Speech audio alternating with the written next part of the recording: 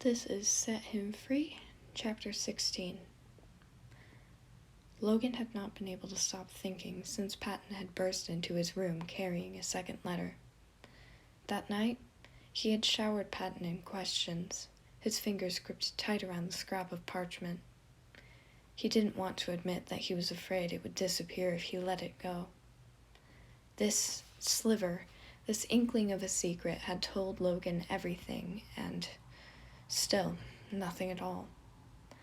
There was no signature. The advisor had made sure to check, several times. All that stood out was that this handwriting differed from that of the first message. Less curved letters and more scratched markings. A frantic attempt to inform, leading Logan to question where it had come from. The city beckoned him as he set out for answers. A fault was bound to be visible within the streets, and, inside that, more information. After all, one could only hide in the shadows for so long before someone came along bearing light. Logan just hoped his light was bright enough to uncover the truth. Still half asleep, Virgil padded into the kitchen.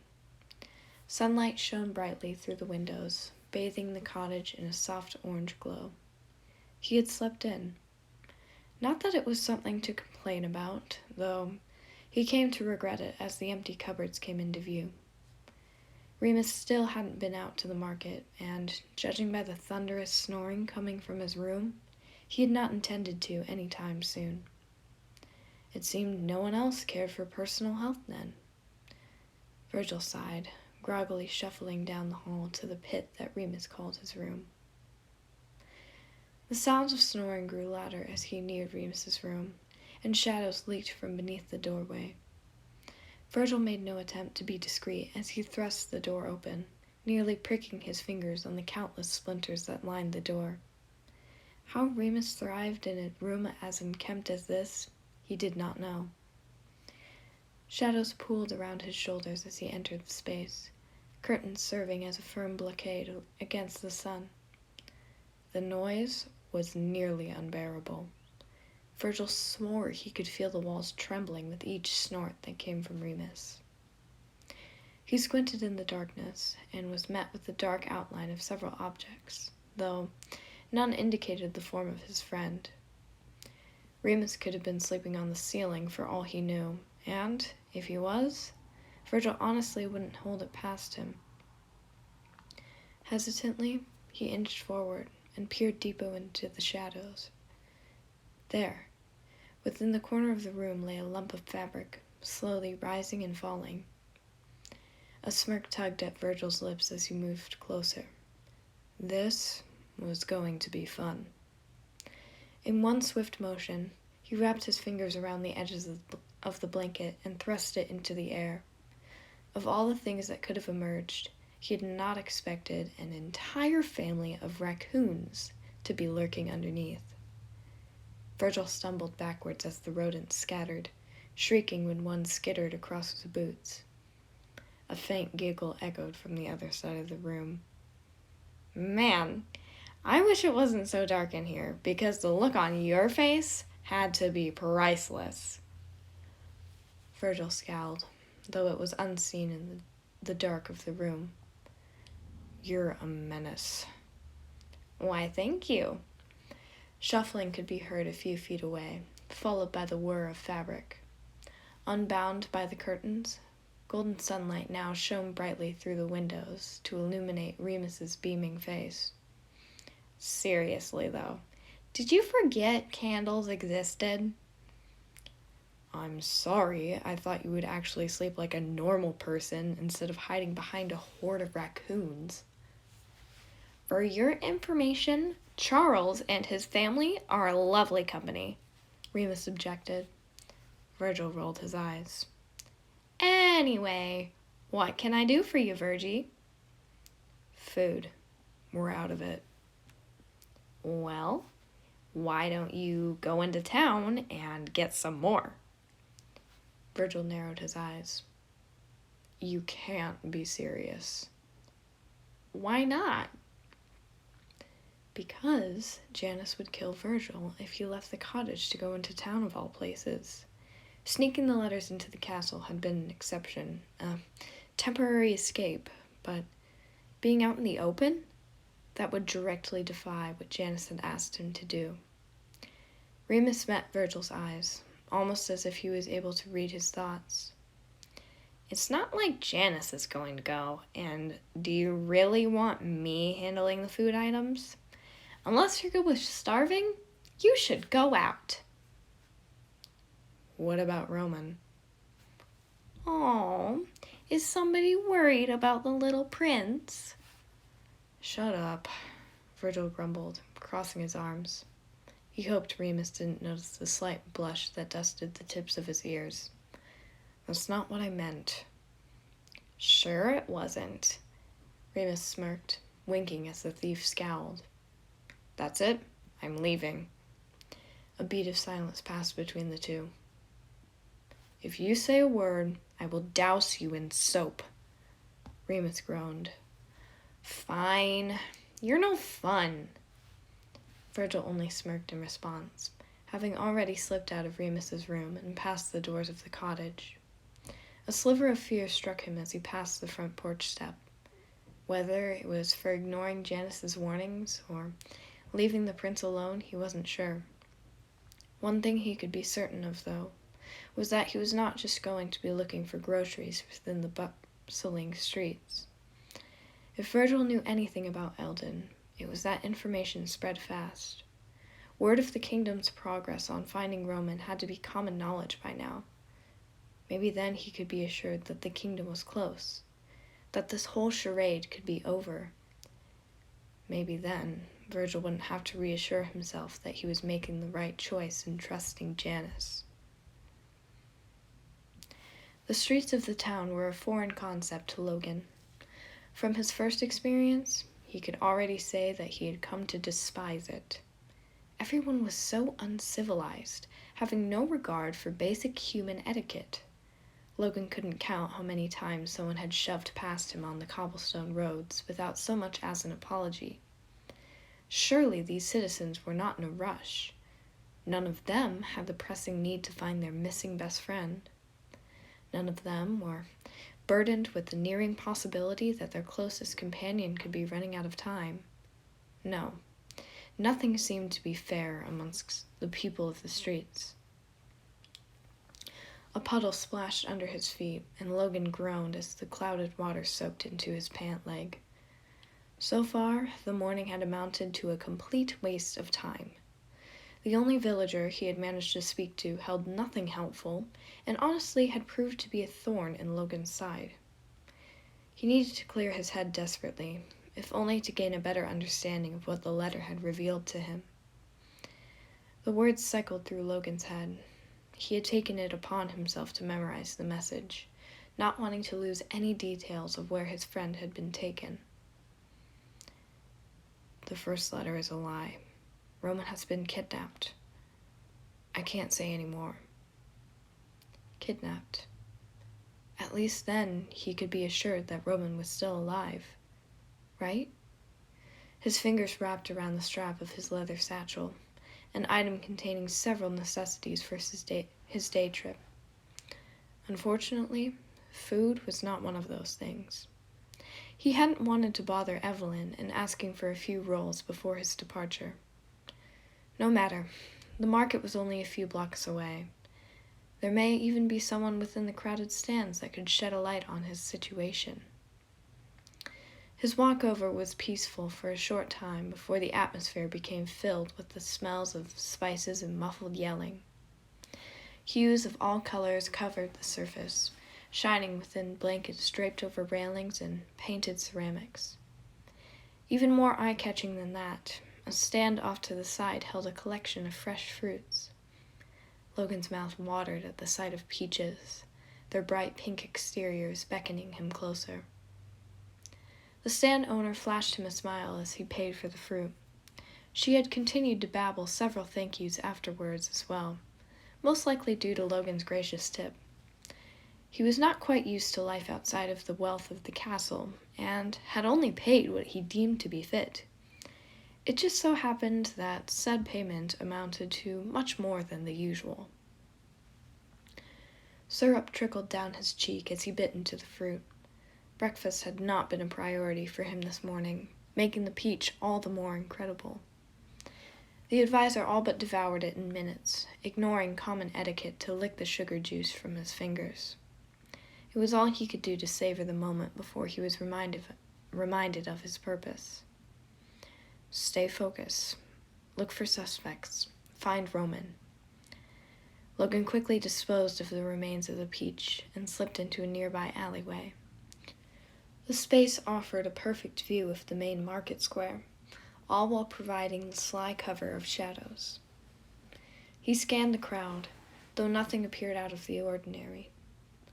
Logan began to doubt. What was he thinking to believe that Roman's kidnapper would show their face in the city after what they had done?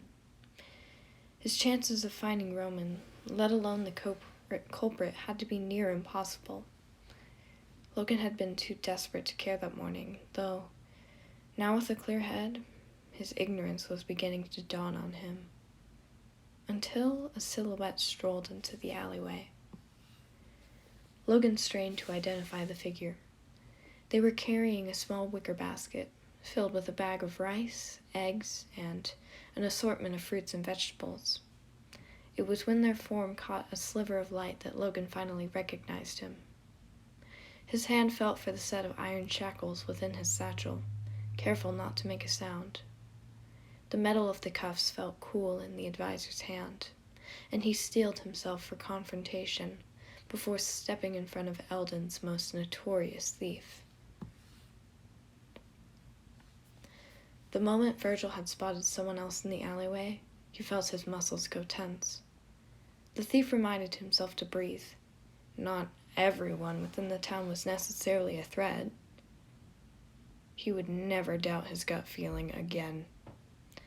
Not even a moment passed before someone lunged forward at him, grabbing at his wrists. Virgil flinched, dropping his basket, though not caring to see if the contents had spilled, as firm hands yanked him forward. He stumbled, and it was as he tried to twist away that he caught the eyes of his attacker. Logan Sage, royal advisor of Eldon and close second to the prince. Crap. Virgil suddenly grew more frantic, using the heel of his boot to knock Logan off balance. The advisor fell with a grunt, a metallic clang echoing as he hit the ground. The metal cuffs then caught Virgil's eye, and he turned on his heel to run. Logan was too quick to rise, though, and caught the hem of Virgil's cloak before he could round the corner. Virgil was jerked back, tripping on his heels but managing to keep upright. The advisor had grabbed hold of his arm, already clicking one of the shackles open. Virgil cursed under his breath. Janice was going to have a few words to say if he ever heard of this. Quickly, Virgil twisted his wrist to the side, channeling all his momentum towards the point where Logan's thumb met his other fingers.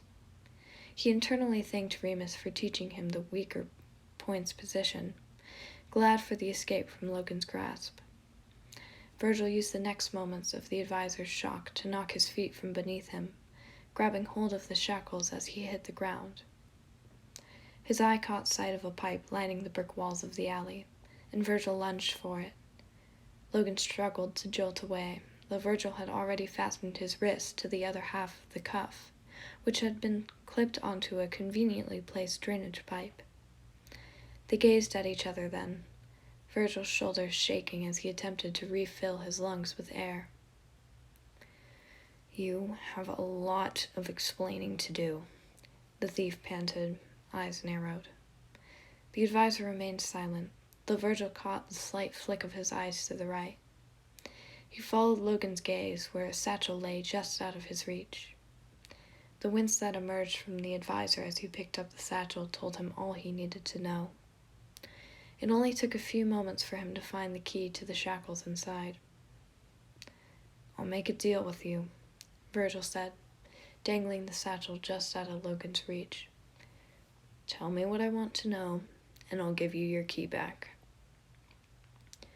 "I don't have to tell you anything," Logan spat, flashing a fierce glare. You're a criminal. Calm down. I'm not asking for deep secrets or anything. I just want to know about the prince. I'd rather remain stuck here. Virgil's lips pressed into a thin line. What is it with you castle people and being so stubborn? One could call it a defining trait. Just answer my questions and I'll be out of your hair. And why should I trust the notorious Virgil with the kingdom's secrets? You shouldn't. Exactly, the advisor smirked. I wasn't finished. Virgil rolled his eyes. I never asked for your secrets. I merely want you to tell me what you know about the prince. That is still valuable information that someone like you could use to harm Eldon. Because you can do so much to stop me while chained to a pipe. Logan glowered at the thief, but gave in to the proposition. Since you are so desperate to know, Prince Averil is missing. Virgil pressed his thumbs to his temples. I already know that. What else are you aware of? You are very immersed in this for someone who doesn't seem to know much. Just answer the question. Logan scowled, though obliged. Recent sources state he has been kidnapped. A sigh of relief escaped Virgil. So the kingdom had gotten the letter. Does the castle have any ideas where he is? Logan clenched his jaw, staring daggers at the thief. Of course nothing was going to come easy. The thief dangled the satchel in the air, almost as if threatening to take it and leave the advisor trapped. Obviously, Virgil wouldn't do such a thing, but Logan didn't need to know that. The silence stretched on for a few moments before his persuasion clicked into place. The kingdom has nothing, Logan finally spilled, looking to the ground. No leads, no suspects.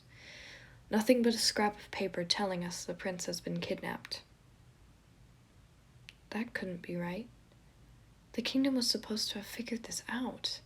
They were supposed to be the mighty force, capable of anything. After all this time, how could they still have nothing? What about the queen? Virgil pressed. Logan paled slightly, breaking Virgil's gaze. It is dangerous to speak of Her Majesty now, especially within her state. I am afraid that soon she may resort to drastic measures. Drastic measures. The words sunk into the thief's mind with a cruel sincerity. From how Roman had described the queen, Eldon had just plunged into a new level of peril. It was then that Virgil wished he had listened more to Janice. Then again, the inventor was the cause of all of this to some extent. Virgil pinched the bridge of his nose. His head was beginning to hurt with all of these contradictions. Have you gained what you seek, or shall I commit treason on several more accounts? Logan stared up at Virgil with a piercing gaze. Virgil shook his head, too engrossed in his racing mind to speak. Good. Now, you must uphold your end of the deal. Please return my satchel to me. The leather satchel remained gripped tightly in Virgil's fingers. He spared a glimpse at its caramel surface, curling his fingers farther around the strap. Logan's lips pressed into a slight frown, though he did not lose his calm demeanor. Virgil, he said, several warnings shining in his tone.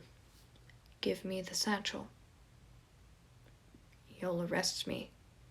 Virgil backed up a step, noticing how Logan tensed. I can't be taken to the dungeons.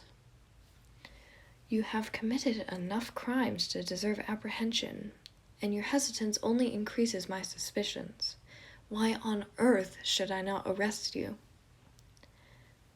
Because I have to do something first. Satchel and remaining groceries in hand, he spun on his heel and sprinted towards the adjacent building before pushing off.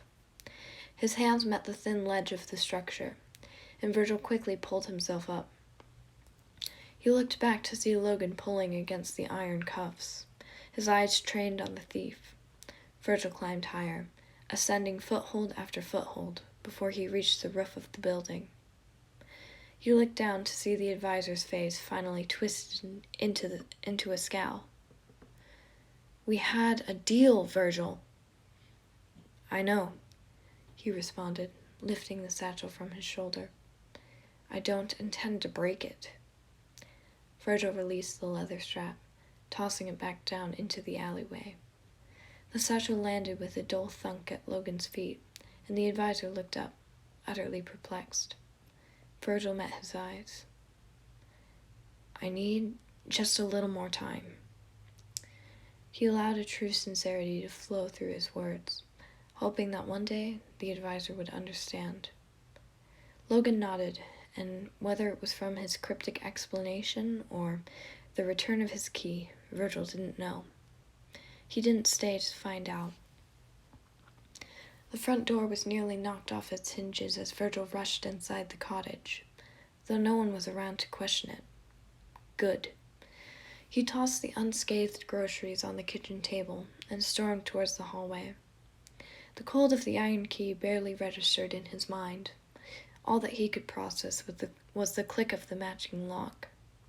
He swung the door open, striding inside. There was no time to turn back now. God, he hoped he was making the right choice.